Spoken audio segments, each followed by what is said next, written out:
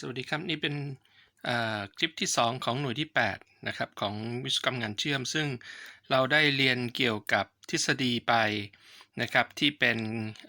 สูตรต่างๆการอธิบายสูตรนะครับที่ไปที่มาต่างๆนะครับโดยที่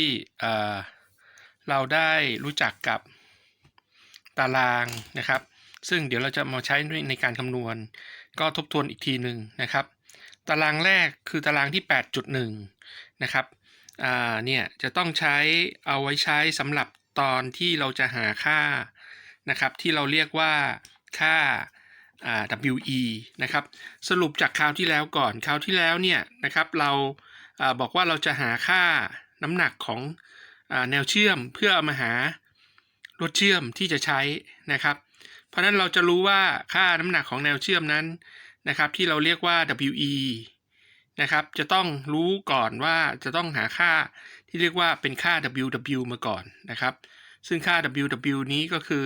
ค่าน้ำหนักนะครับน้ำหนักของแนวเชื่อมนะครับน้ำหนักแนวเชื่อมซึ่งน้ำหนักแนวเชื่อมตรงนี้เนี่ยนะครับเราได้บอกว่าเราจะใช้ตารางนะครับสำเร็จรูปที่อยู่ในมาตรฐานของ AWS นะครับเพราะนั้นถ้าท่านเปิดตารางเนี่ยท่านจะเห็นว่าก็จะมีถูกอ้างอิงนะครับว่าเป็นตารางที่มาจากเอกสารของลินคอล์นอะไรอย่างเงี้ยนะครับซึ่งเป็นเอกสารที่เป็นวารสารต่างประเทศนะครับที่เกี่ยวกับงานเชื่อมหรือวิศวกรรมงานเชื่อมนะครับส่วนในการเรียนของเราในวิชานี้นะครับจริงๆแล้วเนี่ยนะครับการคำนวณเนี่ยในมหาลัยอื่นๆที่เคยบอกไปนะครับเขาอาจจะต้องใช้การหาที่แม่นยำก็อาจจะใช้วิธีการอินทิเกรตนะครับซึ่งอันนี้ก็เป็นข้อที่เราเคยบอกกันแล้วว่าเราเรียนทำไมเราต้องเรียน diff integrate อะไรพวกนี้นะครับในคณิตศาสตร์เนี่ยนะก็เพราะเรื่องนี้นั่นเองนะครับนะส่วนวารสารเอกสารที่เรา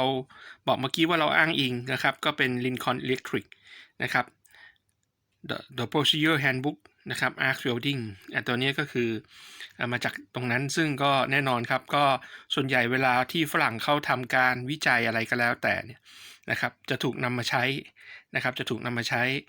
แล้วก็จะไม่เอาไปขึ้นหิ้งหรอกนะครับเพราะนั้นอันนี้เราก็พอถูกเอามาใช้แล้วเขาก็จะประกาศเป็นศึกษาและประกาศเป็นมาตรฐานอีกทีหนึ่งนะครับหลังจากที่ทุกอย่างมันนิ่งแล้วนะครับอันนี้ก็เช่นเดียวกันนะครับนั้นมาดูวิธีการที่ว่าเขาใช้ยังไงนะครับการหาค่า WW นะครับก็คือการใช้ตารางที่ 8.2 8.3 8.4 เพื่อหา WW ก่อนนะครับซึ่ง WW คือน้ำหนักของแนวเชื่อมที่เราจะเชื่อมตามหน้าตัดต่างๆนะครับหน่วยของมันก็จะเป็นปอนด์นะเป็นปอนด์ต่อนิ้วขออภัยต่อฟุตที่เชื่อมนะครับก็คือถ้าลวดเชื่อมที่ยาว1ฟุตเนี่ยจะหนักกี่ปอนด์นะครับเนื่องจากว่ามันเป็นมาตรฐานของ AWS นั่นเองนะมันก็เลยจะเป็นหน่วยเป็นปอนด์ต่อฟุตนะครับซึ่งเดี๋ยวเราจะต้องมาทำตรงนี้ตรงฟุตเนี่ยนะครับและตรงปอนด์เนี่ยให้เป็นตรงฟุตเนี่ยให้เป็นกิโลนะครับส่วนปอนด์นี่เราจะปล่อยให้เป็นฟุตอย่างนี้ก็ได้นะครับหรือว่าเราจะทำให้เป็นเมตรก็ได้แล้วแต่เรานะครับนะแต่ยังไงซะหน่วยกิโลนี้ต้องทำให้เป็นกิโลก่อนนะครับเมื่อเราหานะครับเมื่อเราคำนวณและหาค่า WW ได้แล้วเราถึงมาหาค่า WE นะครับ WW ก็คือ weight of welding weldment นะครับก็คือแนวเชื่อมนะครับเป็นน้ำหนักของแนวเชื่อมนะครับ WE ก็คือ weight of electrode นะครับหมายถึงว่าเป็นน้ำหนักของลวดเชื่อมนะครับถามว่าน้ำหนักของแนวเชื่อมเท่ากับน้ำหนักของลวดเชื่อมไหมนะครับก็ตอบว่าไม่เพราะอะไรครับเพราะว่าในการเชื่อมนะครับตารางนี้ได้บอกไปแล้วว่ากระบวนการเชื่อมต่างๆนั้นนะครับอย่างที่ท่านเห็นเนี่ยกระบวนการเชื่อมต่างๆนั้นเนี่ย จะมีเรื่องของประสิทธิภาพที่ไม่เท่ากันนะครับที่เราเรียนในบทที่5ไปแล้วก็จะเห็นว่าประสิทธิภาพของงานเชื่อมไฟฟ้าเนี่ยจะน้อยนะครับประมาณสัก 0.65 นั่นก็หมายความว่าถ้าเต็ม1เนี่ยนะครับมันจะเชื่อมลวด1กิโลเนี่ยนะครับมันจะกลายไปเป็นแนวเชื่อมแค่ประมาณสัก65% จะไม่เต็ม100นะครับเพราะนั้นอันนี้ก็เลยเอามาเป็นประสิทธิภาพของมันตรงนี้ก็เลยจะเอามาเป็นสูตรอีกตัวหนึ่งที่คำนวณนะครับเราเรียกตารางนี้ว่าเป็นตาราง DE นะครับตอนนี้ก็มีมาทั้งหมด4กระบวนการนะครับก็คือกระบวนการ sheet metal arc welding นะครับหรือเชื่อมไฟฟ้ากระบวนการFCAW นะครับ Flux Core Wire นะครับอันที่2นี่ผมไม่ได้วงเล็บคำย่อภาษาอังกฤษไว้ให้นะครับก็ให้รู้ว่าไอ้ 0.82 นี่เป็นของการเชื่อมฟักคอนะครับตัวย่อใช้ FC แต่ฟักคอนะครับแล้วก็ AC ก็คือ arc AW นะครับก็คือ arc welding นะครับส่วนการเชื่อม mix match นะครับก็ทาง AWS เขาจะใช้คำว่า gas metal arc welding ใช่ไหมครับไม่ใช่ใช้ mix match เหมือนกับไม่ใช่เขียนว่า mix หรือ match เหมือนกับการเชื่อมด้วยเหมือนกับ ISO นะครับส่วนการเชื่อมด้วย submerged นะครับก็ SAW นะครับเป็น submerged arc welding หรือเชื่อมใต้ฟักนั่นเองนะครับเพราะฉะนั้นการเชื่อมใต้ฟักจะเห็นว่ามันจะไม่มีสเปตเตอร์เพราะนั้นมันจะลวด1กิโลก็จะเชื่อมได้1กิโลนะครับแต่ว่ามันจะมีฟลักมาทำให้ไม่มีสเปตเตอร์กระเด็นออกมานะครับเพราะว่ามันถูกหลอมเป็นสแลกไว้นะครับตัวฟลักนะครับถูกหลอมมันตัวลวดเนี่ยจะถูกเติมเข้าไปจนเต็มนะครับแต่ต่างจากถามว่าแล้วมิกแม็กล่ะหรือว่าGMAW เนี่ยนะครับมันก็เป็นลักษณะเดียวกันคือเป็นลวดเปลือยเหมือนกับซัมเมอร์ไม่ใช่เหรอนะครับใช่แต่ว่ามันมีการมีสเปตเตอร์กระเด็นออกมานะครับเนื่องจากมันเป็นนะครับเนื่องจากว่ามันเป็นการเชื่อมโดยใช้แก๊สคลุมนะครับก็เลยแค่ประมาณสัก 0.92 นะครับ 0.92 เท่านั้นนะครับที่มันจะเติมเข้าไปได้นะครับก็หมายความว่าลวดถ้าเราต้องการลวด1โลเชื่อมเข้าไปเนี่ยมันจะหนักไม่ถึงโลจะประมาณสัก920 กรัมนะครับลวดเชื่อมนะฮะซึ่งก็เกือบเต็ม1,000 กรัมเป็น1โลแล้วล่ะนะครับก็ผิดพลาดไปสักหรือว่ามีการสูญเสียไปสักประมาณ 8% นะครับอย่างนี้นะครับเพราะนั้นวิธีการก็คือถ้าเราจะหา WE ก็ง่ายๆครับเอา WW หามาก่อนนะครับเราหารด้วยอะไรหารค่าเมื่อกี้นี้นะครับค่าเมื่อกี้เนี่ยนะครับเป็นค่าดัชนีเพราะฉะนั้นมันจะเต็ม1มันไม่ใช่เป็นเปอร์เซ็นต์นะครับเพราะนั้นไม่ต้องมีเอา100เลยอะไรมาคูณมาหารกันนะครับก็เอาค่า WE มาลงมาหารได้เลย WE ลงมาหารได้เลยนะครับเพราะฉะนั้นเดี๋ยวจะแสดงตัวอย่างให้ดูนะครับหน่วยหรือคำตอบที่ออกมา WE นี้หน่วยของมันก็ยังเป็นหน่วยเดิมอยู่นะครับเป็นปอนด์อยู่เป็นปอนด์อยู่ต่อฟุตอยู่นะครับเพราะฉะนั้นถ้าเราต้องการจะทำให้มันเป็นกิโลกรัมนะครับเดี๋ยวเราจะต้องมาแปลงหน่วยตรงนี้อีกทีหนึ่งเพื่อให้มันตรงนี้เป็นกิโลกรัมต่อฟุตนะครับถ้าจะแปลงเนี่ยก็ง่ายๆว่าตอนนี้เรารู้อยู่แล้วว่า1กิโลนะครับ1กิโลกรัมเนี่ยเท่ากับ 2.2 ปอนด์นะครับ 2.2 ปอนด์นะครับเพราะนั้นเราก็สามารถที่จะคำนวณหานะครับเปลี่ยนจากกิโลกรัมเป็นปอนด์ได้นะครับคราวนี้ลองมาดูก่อนนะครับ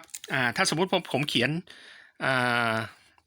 สูตรหรือโจทย์นะครับเป็นการเชื่อมโดยใช้ที่ต้องถือห่างๆเพราะว่าเดี๋ยวมันจะ lost focus อีกนะฮะอันนี้ก็คือคราวที่แล้วเราเรียนจำได้ไหมครับอันนี้คืออะไรครับนี่ก็คือสัญลักษณ์งานเชื่อมที่เป็นอะไรครับที่เป็นการเชื่อมฟิลเลต นะครับถ้ากรณีเขียนอย่างนี้แสดงว่าเชื่อมด้านตรงข้ามนะครับเพราะนี่เป็น AWS ถูกไหมครับแล้วก็เพื่อให้นั่นว่าเป็น AWS ก็ผมจะเขียนไว้ข้างหลังเช่นผมเขียนบอกว่า SMAW นะครับถามว่าทราบแค่นี้สามารถหานะครับน้ำหนักของแนวเชื่อมที่เป็น WW ได้หรือยังนะครับตอบว่ายังครับเพราะอะไรครับเพราะยังไม่มีขนาดบอกเลยบอกแค่กระบวนการนะครับซึ่งกระบวนการนี้ก็ไปหา WE นะครับเพราะนั้นถ้าจะหาแค่ WW เนี่ยตอนนี้ยังไม่ได้นะครับนะเพราะฉะนั้นแสดงว่าผมต้องเขียนบอกด้วยว่าความกว้างนะครับของงานเชื่อมนะครับปกติเวลาจะเชื่อมเนี่ยสมมุติว่าอันนี้ผมอันนี้เป็นสัญลักษณ์เนาะเพราะฉะนั้นถ้าเขียนรูปเนี่ยที่เป็นแนวเชื่อมเนี่ยนะครับที่ถูกต้องนะครับก็รูปก็จะต้องเป็นอย่างนี้นะตรงฝั่งนี้จะต้องถูกเชื่อมไว้นะฝั่งนี้จะต้องถูกเชื่อมไว้เพราะนั้นฝั่งนี้ที่จะถูกเชื่อมนั้นเนี่ยนะครับมันก็จะเป็นสามเหลี่ยมนะครับและคราวนี้สังเกตไหมครับมีสัญลักษณ์นูนแสดงว่าตรงนี้ต้องเชื่อมแล้วก็นูนขึ้นมานะครับต้องเชื่อมแล้วนูนขึ้นมานะครับพอเป็นแนวเชื่อมนูนๆอย่างนี้นะครับแนวเชื่อมนูนๆอย่างนี้ขึ้นมาเนี่ย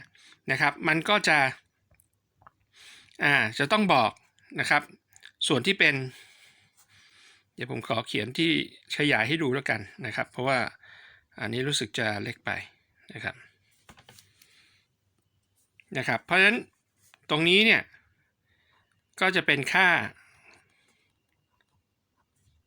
z นะครับส่วนตรงนี้นะครับก็จะเป็นค่าโทรดทางทฤษฎีนะครับคราวที่แล้วเราก็ให้เป็น t ใช่ไหมครับนะครับซึ่งต่างจากต่อชนนะถ้าต่อชนเชื่อมกันอย่างนี้นะต่อชนอย่างนี้นะครับสมมุติแนวเชื่อมเป็นตัว v สมมุติบากล่องตัว v หรือบากล่องตัว v อย่างนี้นะครับเขาก็จะให้ตรงนี้เป็นค่า s นะค่า s นะครับเพราะนั้นเดี๋ยวถ้ามีตัวอย่างอีกที่2เนี่ยเดี๋ยวจะเป็นต่อชนให้ดูแล้วกันแต่ตอนนี้ขอตัวอย่างแรกตัวนี้ก่อนค่า z ให้เป็นเท่าไหร่ดีนะครับในที่นี้ถ้าสมมุติใช้ ISO เนี่ยค่า z ให้เป็นมิลลิเมตรก็ได้แต่ว่าในคลิปนี้เนี่ยเราบอกว่ามันจะเป็นเราจะใช้หน่วยที่เป็น AWS นะครับเพราะนั้นตรงนี้ก็ต้องให้เป็นนิ้วนะครับต้องให้เป็นนิ้วนะครับ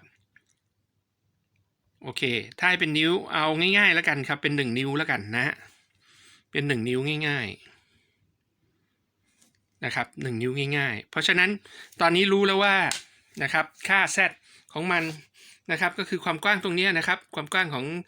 L1 L2 ที่เราเคยเวลาที่เราคำนวณในตอนปฏิบัติกันตอนที่เราวัดด้วยเกจวัดงานเชื่อมนะครับเราเรียกมันว่า L1 L2 นะครับถ้าเป็นโจทย์ลักษณะนี้นะครับมีแนวเชื่อมให้เห็นแค่นี้แล้วบอกว่าแนวเชื่อมนูนหรือ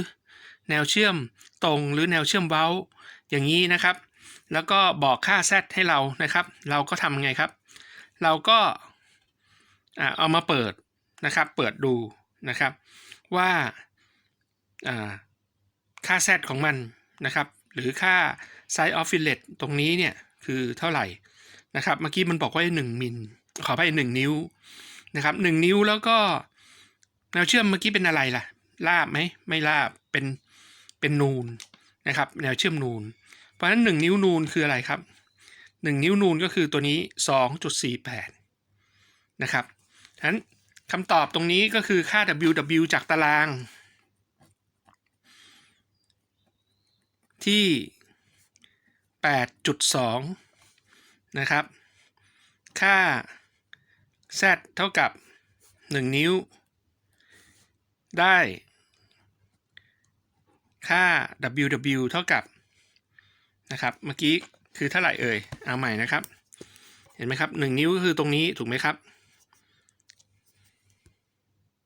lost focus อีกแล้วเอาปากกาแย่ไม่ได้ lost focus โอเค1นิ้วคือตรงนี้นะครับแล้วก็เมื่อกี้นี้เราบอกว่าแนวเชื่อมนูนก็ 2.48 ถ้าบอกแนวเชื่อมเว้าล่ะก็จะได้ 2.36 อย่างนี้นะครับคำตอบก็ 2.48 นะครับฉะนั้นตรงนี้ก็จะเป็น 2.48 หน่วยเป็นอะไรครับหน่วยเป็นปอนด์นะครับหน่วยเป็นปอนด์ใครจะเขียนเป็นภาษาอังกฤษอย่างนี้ก็ได้นะครับฟุตต้องเป็นFT นะครับ FT นะครับ แต่ว่าเขียนเป็นภาษาไทยแล้วก็ขอให้เขียนเป็นภาษาไทยเลยดีกว่านะครับเพราะนั้นก็ถ้าเขียนเป็นภาษาไทยแล้วก็เขียนเป็นภาษาไทยไปเลยนะครับปอนด์ต่อฟุตไปเลยอย่างนี้นะครับถ้านะครับเราจะหา WE เลยนะครับข้อนี้ WE เนี่ยมันบอกอยู่แล้วว่า WE เท่ากับ 2.48 นะครับปอนด์ต่อฟุตหารด้วยเท่าไหร่ครับหารด้วยนะ SMAW เมื่อกี้นี้เราได้จากตารางที่เท่าไหร่ครับ 8.1 นะครับ 8.1 กลับไปที่ตาราง 8.1 นะครับSMAW คือเท่าไหร่ครับ0.65 นะครับเพราะนั้นจากตารางนี่ครับ 0.65 นะจากตารางที่ 8.1 นะครับได้ค่า WE ขอไป DE เท่ากับDE ของ SMAW เท่ากับ 0.65 นะครับเพราะฉะนั้นก็ WE ได้เท่าไหร่นะครับ WE ก็ได้เท่ากับเมื่อกี้เนี่ยนะครับ WE ก็คือWE ของ SMAW เท่ากับ 2.48 หารด้วย 0.65 นะครับคำตอบหน่วยก็จะเป็นหน่วยเดิมก็เป็นหน่วยเดิมเพราะว่า 0.65 ไม่มีหน่วยนะครับนะเพราะฉะนั้นเราก็ไปดูที่เครื่องคิดเลขนะครับก็ได้เท่ากับ 2.48 หาร0.65 นะครับก็ได้ 3.8 นะปัด5ขึ้นไปก็เป็น 3.82 ก็ได้นะครับ 3.82 หน่วยเป็นปอนด์นะครับ 3.82 วิธีใช้คำตอบก็คือมันจะต้องได้มากกว่าใช่ไหมครับมันจะต้องได้มากกว่า 2.48 เพราะอะไรครับเพราะถ้าเราต้องการแนวเชื่อมนะครับมีน้ำหนักขนาด 2.48 เนี่ยแสดงว่าเราต้องซื้อรถเชื่อมนะครับที่มีน้ำหนักอยู่ไม่ต่ำกว่า 3.82 ปอนด์ต่อฟุต3.82 ปอนด์นะครับนี่คือกรณีที่เราเชื่อมฟุตเดียวนะเพราะนั้น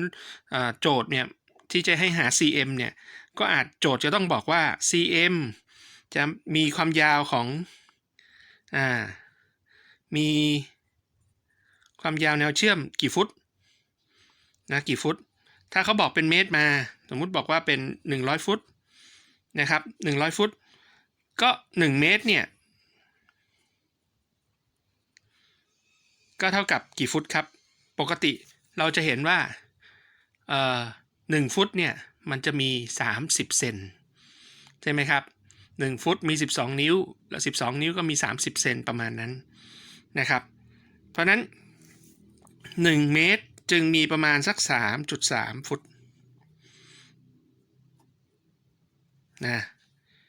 นะครับอย่างเงี้ยนะครับเพราะนั้นเราก็ไปเทียบบัญญัติตารางดูนะแต่อันนี้เนื่องจากว่าข้อนี้เนี่ยจริงๆให้หาแค่ WE นะครับของเพื่อให้ฝึกใช้ตารางนะครับในข้อในตารางที่ 2.2 นะครับเพราะนั้นผมขอข้ามไปอีกสักข้อหนึ่งนะครับที่เป็นตัวอย่างที่จะใช้ตารางอื่นบ้างนะครับเมื่อกี้เราบอกว่าเอาต่อชนบ้างไหมนะต่อชนนะครับต่อชนสัญลักษณ์การเรียนเมื่อหน่วยที่7คราวที่แล้วนะครับสัญลักษณ์บอกว่า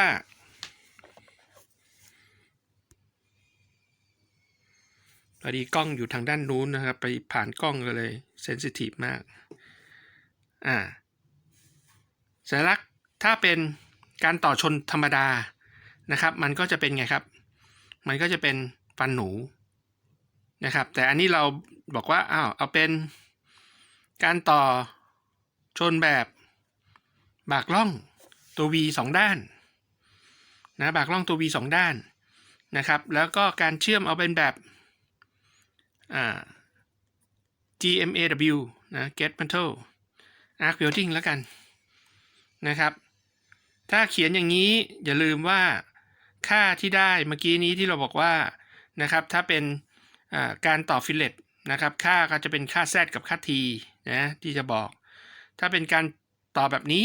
นะครับค่าก็จะเป็นค่า S ก็จะบอกว่า S เท่าไหร่นะ S เท่าไหร่นะครับเอาเป็นว่าสมมุติผมบอก S 1 นิ้ว S 1 นิ้วเหมือนกันนะครับเพราะฉะนั้นสิ่งหนึ่งที่ขาดไปนะครับกรณีที่เราจะใช้ตาราง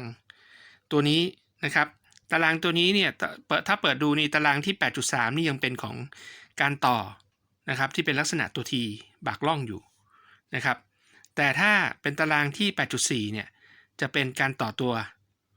บัตเวลนะครับต่อบัตเวลนะครับซึ่งเวลาต่อบัตเวลเนี่ยนะครับจะมีองศาบอกว่าจะต้องมีการบากนะครับเท่าไหร่นะบากเท่าไหร่ในที่นี้ก็คือเราจะเห็นว่ามี60นะครับหรือถ้ากรณีมีแบ็กกิ้งอยู่อย่างนี้ก็จะเป็น20นะครับองศานะครับในที่นี้เราก็เลยจะใช้สมมุติว่าตรงนี้ใช้20องศานะครับให้มันมีแบ็กกิ้งหลังเนี่ยนะครับก็แสดงว่าผมก็จะใช้ตารางที่2นี่นะตารางที่2นี่ดูนะครับ1นิ้วนะครับบังเอิญว่า1นิ้วพอดีเลยตรงนี้1นิ้วพอดีเลยนะครับ1นิ้วพอดีนะมันก็จะได้ประมาณสัก 2.24 นะครับเพราะฉะนั้นก็เหมือนเดิมก็คือต้องอ้างตารางด้วยนะครับจากตารางที่เท่าไหร่ครับ 8.4 เมื่อกี้นี้ใช่ไหมนะครับต่อชนความหนา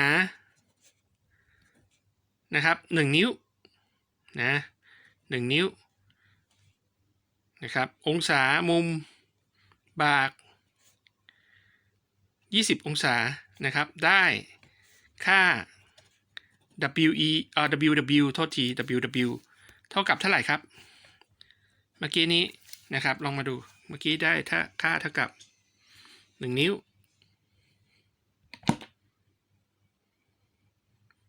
นะ 2.24 นะครับ 2.24 นะครับหน่วยก็เป็นปอนด์ต่อนะครับฟุตนะปอนด์ต่อฟุตนะครับเพราะฉะนั้นหา WE โดยเปิดค่า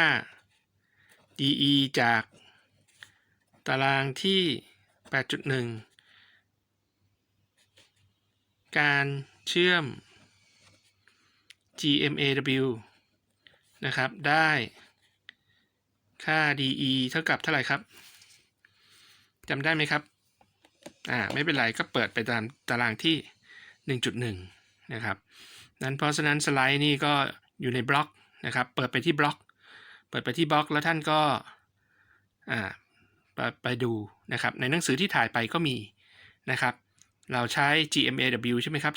0.92 นะครับจะได้เข้ากับ 0.92 นะครับเพราะนั้น WE ของเราก็จะเป็นเท่าไหร่ครับ 2.24 นะครับปอนด์ต่อฟุตนะครับหารด้วย 0.92 นะครับจะได้เท่ากับเท่าไหร่ครับ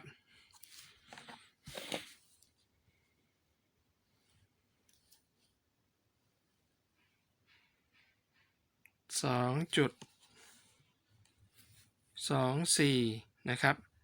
หารด้วยจุด92นะครับจะได้ขออภัยหารด้วยจุด92ไม่ใช่92หารด้วยจุด92พอตัวเลขผิดเราจะรู้ทันทีนะ 2.43 ใช่ไหมอันนั้นก็ตัวเลขก็จะมาก 2.4 นิดนึงนะครับหน่วยก็เป็นปอนด์เพราะหน่วยยังเป็นปอนด์อยู่นะครับเราทำยังไงครับเราก็แปลงหน่วยปอนด์ให้มันเป็นหน่วยกิโลกรัมซะนะครับเพราะเราทราบอยู่แล้วว่าหน่วยปอนด์เนี่ยนะครับ มันก็จะมากกว่าหน่วยกิโลกรัมถูกไหมครับก็จะมากกว่าหน่วยกิโลกรัมเพราะฉะนั้นถ้าเรารู้ว่าหน่วยปอนด์มันมากกว่าหน่วยกิโลกรัมแสดงว่าเราอยากจะรู้ใช่ไหมว่า1 ปอนด์มีเท่าไหร่นะครับมึง1กิโลเท่ากับ 2.2 ปอนด์นะครับเพราะฉะนั้น 2.43 ปอนด์เท่ากับ2.43 ปอนด์ถ้าจะทำให้เป็นกิโลกรัมนะครับก็ต้องใช้เท่าไหร่ครับ 2.43 หารด้วย 2.2 นะครับหารด้วย 2.2 นะครับอันนี้ก็เดี๋ยวเอาจำนวนเต็มเลยแล้วกัน 2.2 หน่วยก็จะเป็น 1.1 นะครับปัด6นะให้เป็น1อีกตัวหนึ่ง 1.11 กิโลกรัมนะครับต่อฟุตอันนี้ยังเป็นต่อฟุตอยู่นะครับนะก็แสดงว่าลวดที่เชื่อมที่จะสั่งเพื่อให้ได้แนวเชื่อมขนาด2.24 ปอนด์ต่อฟุตนะครับลวดเชื่อมที่จะสั่งมาเชื่อมต่อฟุตก็คือต้องใช้ลวดเชื่อมประมาณ 1.11 กิโลนะครับต่อฟุตเพื่อจะเอามาเชื่อมซึ่งก็เวลาที่เชื่อมเนี่ยเราก็คงจะไม่เชื่อมแค่ฟุตเดียวนะครับเพราะนั้นแนวเชื่อมนั้นจะมีทั้งหมดกี่ฟุตกี่เมตรนะครับเราก็สามารถคำนวณได้นะครับอันนี้ก็จะง่ายๆอย่างนี้นะครับคราวนี้ในสไลด์เนี่ยถ้าใครจำได้เนี่ยในคลิปที่1เนี่ยนะครับก็จะมีที่มันยากหรือดูเหมือนยากนะครับอยู่อีกอันนึงนะครับก็คือกรณีที่เป็นต่อชนแบบประเภทที่เป็นอย่างนี้เป็นอย่างนี้นะครับก็คือเป็นแนวใหญ่นะครับแนวเชื่อมใหญ่มากเพราะฉะนั้นเวลาเชื่อมงานที่มีความหนาเป็นนิ้วนะครับงานหนาหลายนิ้วนะครับนะหรือบางทีก็เป็นเกือบอย่างภาพที่เห็นเนี่ยก็จะเป็นแนวเชื่อมหนาประมาณ1.5 นิ้วนะครับเพราะฉะนั้นการเชื่อมจึงไม่ได้มีแค่ชั้นเดียวนะครับก็จะมีเชื่อมให้เต็มเนี่ยอาจจะต้องเชื่อมเป็น10 แนวนะครับเพื่อซ้อนให้เต็มนะครับเพราะฉะนั้นเวลาคำนวณหานะครับลวดเชื่อมนะครับแค่ฟุตดึงเนี่ยก็อาจจะต้องใช้ถึงขนาดอันนี้ที่เราคำนวณไปแล้วนี่เราได้ประมาณสักจากในคลิปจำได้ไหมก็คือ 2.769 ปอนด์นะครับฟุตหนึ่งเนี่ยหนัก2 ปอนด์กว่านะ2 ปอนด์กว่าก็โลกว่านะครับฉะนั้นวิธีการก็ง่ายๆนะแทนที่ไปตั้งอินดิเกตก็แบ่งมันเป็นสัก4 ส่วนนะแต่ละส่วนก็เป็นไงครับเรียกกันว่าส่วนบนก็เป็นส่วน A นะครับส่วนขอบข้างก็เป็น3 เหลี่ยมก็เป็นส่วน B นะครับส่วน C ก็เป็น4 เหลี่ยมผืนผ้านะครับก็เป็นสูตรเป็น C นะครับแล้วก็ส่วนที่ซึมลึกนะครับก็เป็น D นะอย่างเงี้ยก็แบ่งเป็นแบ่งตามรูปร่างนะครับหน้าตัดเนี่ยเป็น4 ส่วนดังนี้นะครับเพราะนั้นเวลาที่จะคำนวณตรงนี้ก็อาจจะเขียนเป็นหน้าตัด A B C D ไว้ก่อนนะครับโดยที่เวลาจะหาเนี่ยหน้าตัดA นะครับก็จะมีตารางอยู่หน้าตัด B ก็มีตารางนะเพราะฉะนั้น A B C D พวกนี้จะมีตารางอยู่นะครับนั้นวิธีการเปิดก็ทำง่ายๆเหมือนกับที่แสดงก็เหมือนกับที่บอกไปในคลิปที่1นะว่าเราจะเปิดยังไงนะครับก่อนที่เราจะเปิดเนี่ยเราจะต้องรู้ก่อนเช่นความยาวขออภัยความสูงของ B กับ C เนี่ยมันเท่ากันแต่ความสูงของ B กับ C เวลาที่เขาให้มานะครับเขาไม่ได้ให้มาตรงๆใช่ไหมครับเราจะต้องเอาความสูงของความหนาของชิ้นงานเชื่อมคือประมาณหนานี่ประมาณ1.5 นิ้วนะครับลบออกจากเท่าไหร่ครับลบออกจากตรงนี้นะครับคือเท่าไหร่2นะครับประมาณ2 หุนนะ2 หุนนะครับแทนที่เขียน2/8ใช่ไหมก็ไปเขียน1/4ใช่ไหมก็หมายถึง2 หุนนะครับเพราะนั้นอันนี้คืออันนี้ครึ่งนิ้วคือเท่าไหร่4 หุนถูกไหมครับถ้าลบออกตรงนี้2 หุนนะครับก็แสดงว่าความสูงของตรงนี้ก็จะอยู่ที่ประมาณสักนะครับ1 นิ้วกับ2 หุนนะครับแล้ว ตรงนี้มี radius 2 หุนนะครับก็เอา radius 2 หุนเนี่ยมาลบออกไปนะครับradius 2 หุนเนี่ยมาลบออกไปจากตรงนี้อีกนะครับเพราะฉะนั้นจริงๆความสูงตรงนี้ก็ประมาณสัก1 นิ้วนะความสูงตรงนี้ก็ประมาณสัก1 นิ้วนะครับอันนี้คือวิธีการหาดูความสูงเพราะฉะนั้นพอเรารู้แล้วว่าอะไรมันกว้างยาวสูงเท่าไหร่แล้วเนี่ยเราก็เอามาคำนวณหานะครับคราวนี้เดี๋ยวผมเขียนคร่าวๆอย่างนี้แล้วกันนะครับก็เขียนคร่าวๆอย่างนี้แล้วกันว่าสมมุติว่าอันนี้เป็น A อันนี้เป็น B อันนี้เป็น C นะครับแล้วตรงนี้เป็น D นะครับความหนาของงานนะครับตรงนี้จาก1 นิ้ว1 นิ้ว 1 หุนใช่ไหมตรงนี้ผมก็ให้หนาสัก1 นิ้วครึ่ง1 นิ้วครึ่งนะครับแล้วก็ความสูงตรงนี้ถ้าจะบอกเหมือนในบนนี่นะฮะอันนี้เราก็บอกเป็น radius นะบอกเป็น radius ก็ได้นะครับให้ radius สัก1/8นะครับหรือว่าหุนเดียวพอค่า r ตรงนี้หุนเดียวนะให้ค่าความสูงตรงนี้ความสูงตรงนี้อีก1 หุน1 หุนนะครับเพราะนั้นความสูงทั้งหมดให้เป็นสักเท่าไหร่นะอันนี้มี1 หุน 1 หุนก็เป็นหุน0.2 r เท่าเดิมแล้วกัน1/2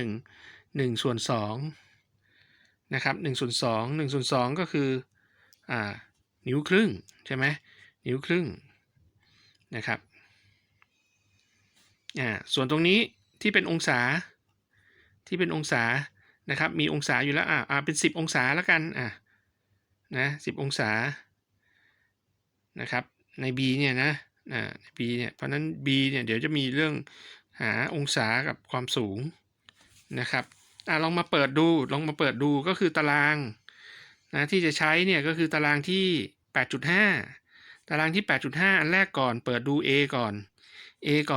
ของเราเนี่ยต้องทราบอยู่2 อย่าง1ความสูงนะครับ2ก็คือความกว้างนะครับตอนนี้เราทราบความกว้างแล้วนะครับว่าความกว้างเนี่ยได้เท่าไหร่นะความกว้างดูจากรูปนี้ก็ได้นะครับที่เราเขียนนะความกว้างได้1 นิ้วครึ่งนะครับความสูง1 หุนนะลองมาดูสิความสูง1 หุนมีแล้วใช่ไหมแต่1 นิ้วครึ่งไม่มีผมขอเปลี่ยนนะเพราะนั้นโทษทีนะนิ้วครึ่งจะอยู่อีกตารางหนึ่ง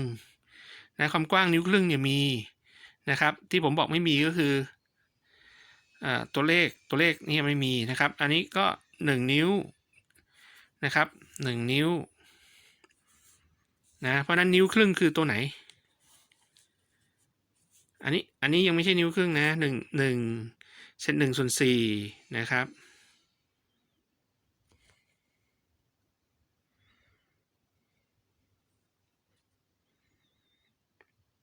นิ้วครึ่งต้อง1 ส่วน 1/2เนาะเพราะฉะนั้นนี้ยังไม่ใช่นิ้วครึ่งนะครับก็ไปดูนี่ตารางที่3ตารางอะไร 8.5C นะ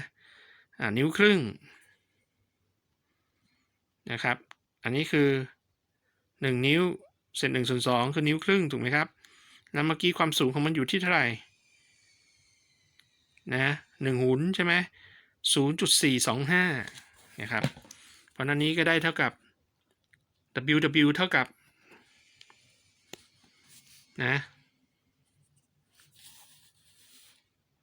0.425นะครับแล้วก็หาค่า B B เมื่อกี้เท่าไหร่นะ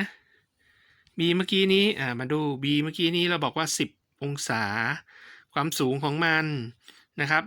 ถ้าความสูงของมันถ้าเอานิ้วเอา1 นิ้วครึ่งตรงนี้นะ1 นิ้วครึ่งเนี่ยมาลบออกจากเท่าไหร่1/8นะกับ1/8ก็คือตัว2 ตัวนี้นะ r 1/8อันนี้ก็1/8นะครับมันก็จะเหลืออยู่ที่เท่าไหร่ครับความสูงตรงนี้ก็จะเหลืออยู่ที่1 นิ้วกับ1/8ก็คือ1 หุน 1 หุนอันนี้นิ้วครึ่งตรงนี้ก็คือ4 หุนถูกไหมนะครับ เพราะมันก็จะเหลือประมาณ2 หุน2 หุนถ้าเขียน2/8ก็ไม่ได้ต้องเขียนว่า1/4ใช่ไหม1/4นะครับอันนี้ก็คือความสูงตรงนี้1/4เพราะนั้น b จะมีความสูงที่1/4และมีองศาอยู่ที่ประมาณ10องศาไม่ประมาณนะเท่ากับ10องศานะครับเพราะนั้นมาดู b นี่ b ใช่ไหม10องศา2ข้างรวมกันคือ20องศานะครับความสูงของเมื่อกี้นี้เราบอกว่าสูงที่1นิ้ว2หุนนะครับอันนี้เมื่อกี้นี่ตารางนี้มันมี1นิ้วครึ่งนี่ใช่ไหมอัน1นิ้ว2หุนคือ1/4นะ1/4อยู่ตรงนี้นะครับอยู่บรรทัดนี้เลยนะครับเพราะนั้นไปดูสิเท่าไหร่ครับ0.936นะนี่0.936นะ0.936นะครับด้านข้างนี้หนาน้ำหนักมากกว่าด้านบนนะ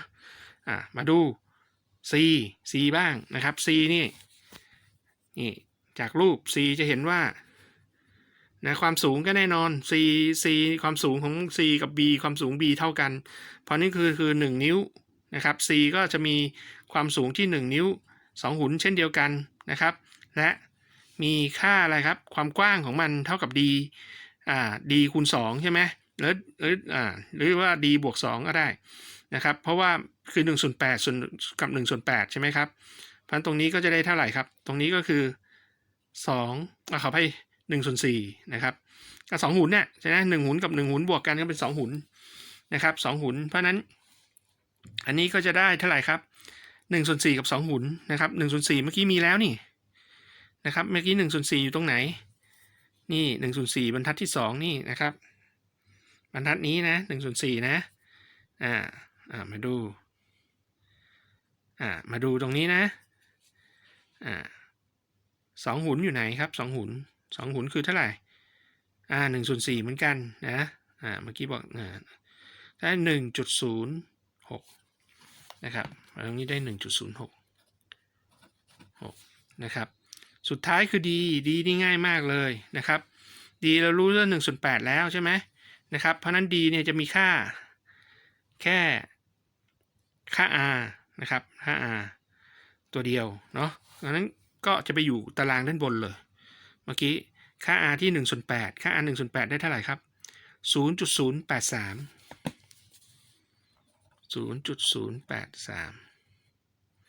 แค่นี้เองนะครับวันทั้งหมดนี้ก็มาบวกรวมกันนะครับเอามาบวกรวมกันได้เลยนะครับเป็นค่าเท่าไหร่ก็เป็นคำตอบ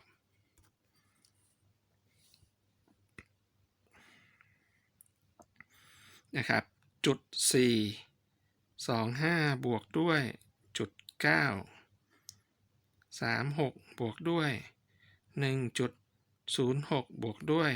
จุด083นะครับก็จะเท่ากับ 2.5 นะ 2.504 นะครับปอนด์นะเพราะฉะนั้นนี่คือค่า WW นะครับ 0.524 ปอนด์นะครับอันนี้ถ้าหาแค่ WW ก็ถ้าต้องการหา WE ต้องบอกนะครับว่าเชื่อมด้วยกระบวนการอะไรนะครับสมมุติบอกเชื่อมด้วย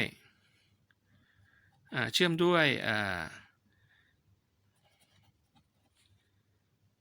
มื่อกี้ซอแล้วกันเรารู้เลยว่าซอเนี่ย 1.0 ถูกไหม1.0 เพราะนั้นก็คือซอ WE ก็จะเท่ากับ 2.504 หารด้วย 1 เลยเพราะมันก็จะได้ 2.504 นะครับเพราะนั้นเอามาหารกับ 2.2 ปอนด์ใช่ไหมหน่วยก็จะได้เก็บกลายเป็นกิโลซะกิโลต่อฟุตซะนะครับก็จะได้ว่าเอา2จุดเมื่อกี้นี้นะหารด้วย 2.2 ได้ 1.138 นะครับปัดเป็น4ซะ 1.14 นะครับจะได้ประมาณ 1.14 กิโลกรัมต่อฟุตนะครับเดี๋ยวในครั้งหน้าเราจะมาทำการจะดูซิว่านะครับว่าถ้าเราจะหาค่า cm แล้วก็มีวิธีลัดด้วยนะเราจะทำยังไงเพราะ cm คืออะไรครับคือค่าdm บวก dl ใช่ไหม dm บวก dl หรือในที่นี้ก็คือ direct material บวก direct labor นะครับซึ่ง DM เนี่ยก็คือจะมีอะไรบ้างนะอย่างแรกก็ต้องมี WE แน่นอนละนะครับบวกค่าอะไรบ้างนะครับถ้ามีแก๊สก็บวกค่าแก๊สไปนะVG นะครับ volume gas นะถ้าไม่มีแก๊สนะครับถ้าไม่มีแก๊สกระบวนการเป็นไรนะนอกจากมีรถเชื่อมแล้วมีอะไรอีกถ้าไม่มีแก๊สถ้าเป็น submerge มันก็จะเป็นค่าฟักไปนะครับvolume of ฟักอย่างเงี้ยนะครับก็คือปริมาตรของฟักอย่างเงี้ยนะครับมันก็จะมีค่าใช้จ่ายตรงนี้อยู่นะครับถ้าเป็นรถเชื่อมไฟฟ้าก็จะมีตัวนี้ตัวเดียวเลยใช่ไหม SMAW ก็จะมีตัวนี้ตัวเดียวเลยใช่ไหมครับ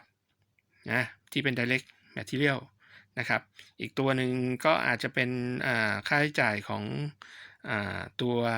เหล็กนะครับซึ่งปกติแล้วถ้าช่างเชื่อมเขาก็หรือรับเหมาเชื่อมเนี่ยนะครับเขาก็อาจจะมีเรื่องของโครงสร้างมีอยู่แล้วนะเรามีหน้าที่ก็คือค่าใช้จ่ายเรื่องรถเชื่อมกับค่าใช้จ่ายเรื่องค่าแรงงานเชื่อมก็คือ direct labor ตัวนี้นะครับแต่ว่า direct labor ตัวนี้เนี่ยนะครับเวลาที่จะหาค่าตัวนี้บอกแล้วว่าจะต้องมีค่าเรื่องของfactor overhead factor อยู่นะครับoverhead factor อยู่คราวหน้าถึงจะมาเรียนเรื่องนี้นะครับในครั้งที่11ครั้งนี้นะครับในครั้งวีคที่10นี้ก็พอแค่นี้ครับทุกคนก็ตั้งใจนะครับอ่านหนังสือแล้วก็ดูคลิปนะครับ